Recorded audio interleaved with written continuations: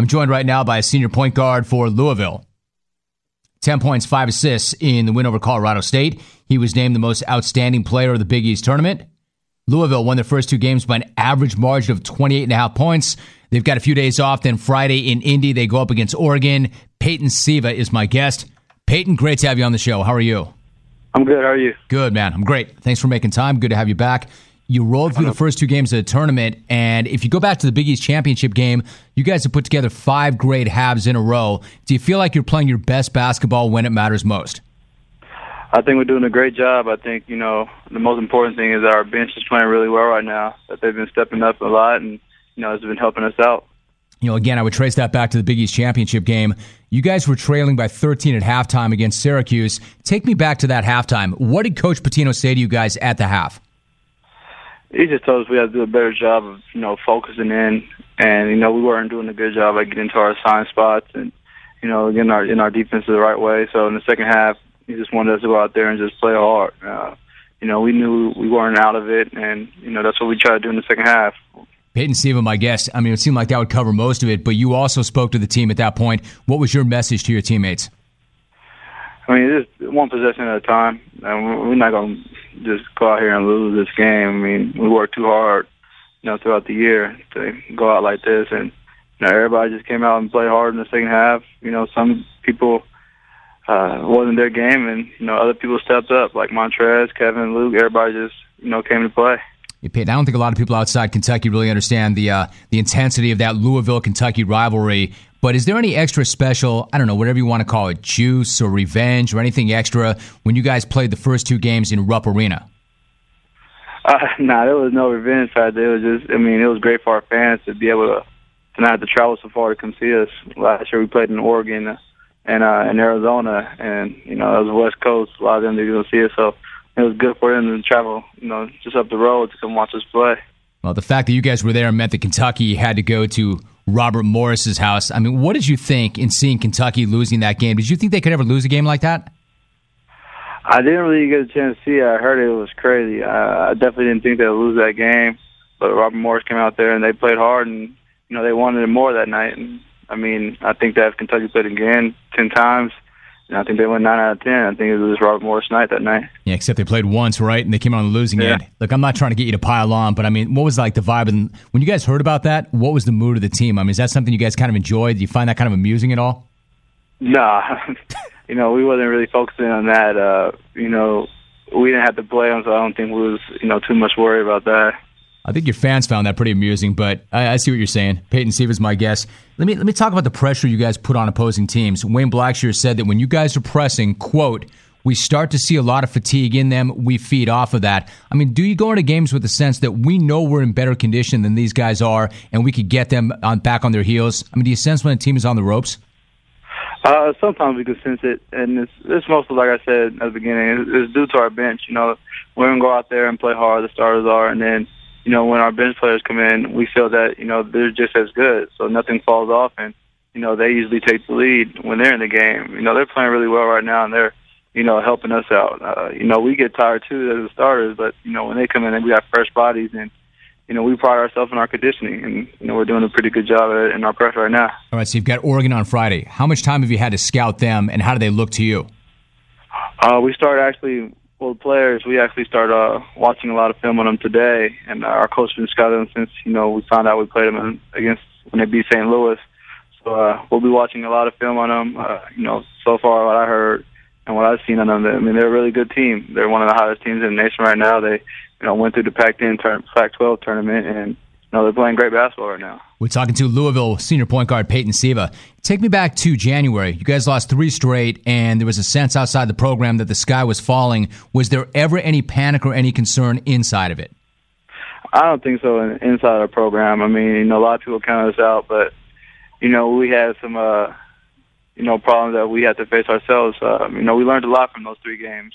Me and myself, I learned that, I got to take better care of the ball down the stretch, and, us as a team has to shoot better from the free throw line. And I think since those 3 games, both have happened. We're shooting great from the free throw line. I haven't turned the ball over a lot down the stretch, and everybody's just playing really well right now. You talked about how much you've changed since those 3 games, but go back to the very beginning. I mean, you've talked in the past about how much you've changed as a point guard from when you first got there to the way you're playing right now and the way Rick Pitino wants you to play. Talk about some of those differences. How are you different now than when you first got there? The game has slowed down so much for me, and since I came here, since I first stepped foot on campus, a coach that wanted me to become a true point guard, and that's what I've been trying to be, and just finding the right shot selections and getting my teammates involved and getting the ball in the right spots, and that's what I've been trying to work on all year, and I haven't been doing anything special besides passing the ball, and I've just been making shots, so it's been making me look a lot better. Peyton, he said something amazing about you. He said that you're one of the top 3 people he's coached in 35 years. I mean, he's coached on every level, had success everywhere he's been, and to say that you're one of the top 3 people he's coached in 35 years in the business, what's it mean to you to hear something like that? Man, it's just a blessing. I mean, I know he has met so many people in his life, and he coached so many people in his life to be, even mentioned in top 10, top 20 is just amazing. He's been, there my whole career, and he's played like a father figure to me. So it's just great to hear that. I would imagine you guys play the game for a lot of different reasons. You play for each other, you play for the fans, you play for the program. He's on the ballot once again for the Hall of Fame. He's not in yet. Is that something that you guys think about? Do you guys talk about that at all? And is that any source of motivation for the players in the locker room? We don't talk to him about it, but we talk amongst each other. We feel that he's one of the best coaches ever, and that was one of the main reasons why we all decided to come here and play. I feel that he should have been in the Hall of Fame a long time ago, and I still feel that he's going to be in there because he is one of the greatest coaches. He's the best coach I ever played for, and I wouldn't trade it for any other coach. Peyton Siva, my guest. Hey, before you go, I'm talking to you right now. You sound extremely focused, extremely locked in. Is it because that's that time of year, or can you look at the bracket and see other good teams that have gone down and know that it can really happen to anybody on a bad night? Both those reasons. It's that time of year where, we're playing every game like it's our last because, if we lose, we go home. And, especially for me, this is my last time. But, you can never, go in a game too big-headed. My mom always taught me to stay humble, and you see all these other teams fall or having these close games. Sometimes they just don't look like they're ready to play. And, for us, coach is never going to have us that way. He's going to always have us ready to play. And, we're just all focused right now. We're a loose couple guys. We like to text and have fun. But when it comes to stepping on the court, it's all about business. Peyton Siva, my guest. Bill Clinton, President Clinton, came to your locker room during the tournament. What was that like to see him, and what was his message?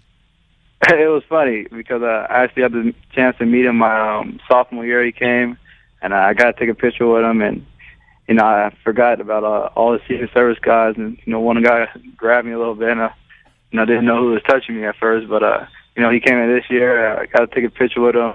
He told me and Russ that if he had our speed, that he wouldn't have been our president. So, he was a real good guy, and it was really great to see how much he actually knows about basketball and outside politics. And he knows so much about everything. One of our center, Gorgie Jang, told him he was from synagogue, and he knew everything about that place. So, it was just great to get a chance to meet one of our great presidents and actually shake his hand, because a lot of people, really don't get that chance to. That's great. Hey, listen, first thing I got to think, when somebody grabs you or kind of touches you and you don't see who it is at first, the first reaction is like, yo, who's rolling up on me like that, right? Who's touching me? Yeah. And then, go ahead. I looked around, and it was his Secret Service guys. He had like a little pin, and I was like, oh, okay. Right. And then secondarily, you guys, especially you, I would imagine normally when you walk into the room, all eyes are on you, and you're used to having that kind of presence and being that guy. He's known as somebody who's got crazy charisma. When he walks into that room, did he command that attention, and did all of you respond to him that way? We knew he was coming into the room when he was walking down the hallway. He didn't even have to walk in the room yet. You could just feel that his presence was coming. And the guys loved it. We got to take pictures with him, and everybody was definitely quiet when he got in, and very respectful to him. And he was just a lighthearted guy. He was just a regular person, and it was just great to actually get to meet him. Great story. Louisville, Oregon, Friday in Indy. Peyton Siva, senior point guard, joining us. Peyton, good to have you on the show. Thanks so much. Thank you. Good stuff. Really good stuff. Rick Pitino called him one of the most impressive, one of the most outstanding people he's coached in 35 years in the business. Wasn't he great on